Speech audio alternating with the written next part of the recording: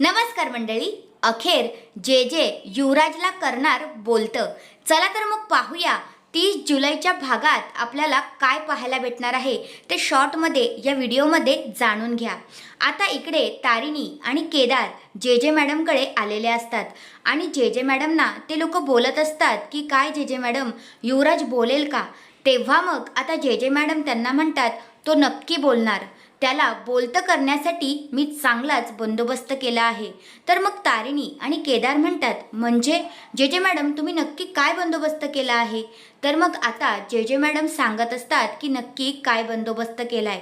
त्यांनी आता एका हवालदाराला आपल्या युवराजकडे पाठवलेलं असतं.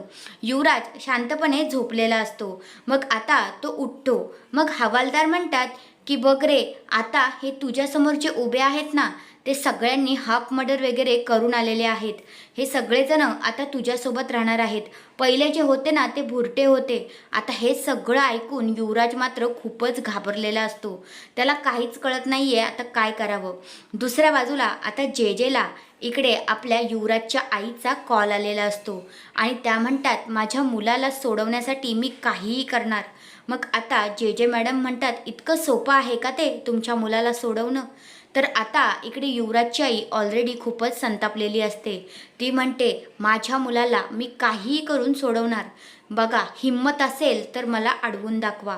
असं आता इथे सरळ सरळ पद्मिनी काकूंनी इकडे जे जेंना धमकीच दिलेली असते.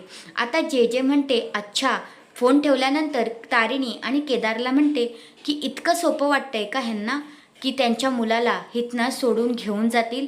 जर ह्यांना इतकं सोपं वाटतंय तर मग आपल्यासाठी अवघड का आहे युवराजला बोलतं करणं. आत्ता मी युवराजला नक्कीच बोलतं करणार असं आता इकडे जे जे मॅडमने ठरवलेलं असतं. तर तुम्हाला खरंच वाटतंय जे जे मॅडम युवराजला बोलतं करतील आणि युवराजकडून सगळं काही काढून घेतील आणि युवराज लगेच त्यांना सगळं काही सांगून मोकळा होईल का. तुमचं मत काय आहे ते कमेंट करून नक्कीच सांगा. आणि नवीन प्रोमो जो आला होता त्यामध्ये आपल्याला असं पाहायला भेटलं की जे जे मॅडमनी पैसे घेतले. पद्मिनी काकूंकडून त्यांनी पैसे घेतले आणि डील केलेली आहे. तर खरंच जे जे मॅडमची ही काहीतरी चाल असेल असं मला तरी वाटतंय. कारण त्या इतक्या सहजासहजी पैसे घ्यायला तयार कशा झाल्या. तुमचं मत काय आहे ते कमेंट करून नक्कीच सांगा. धन्यवाद.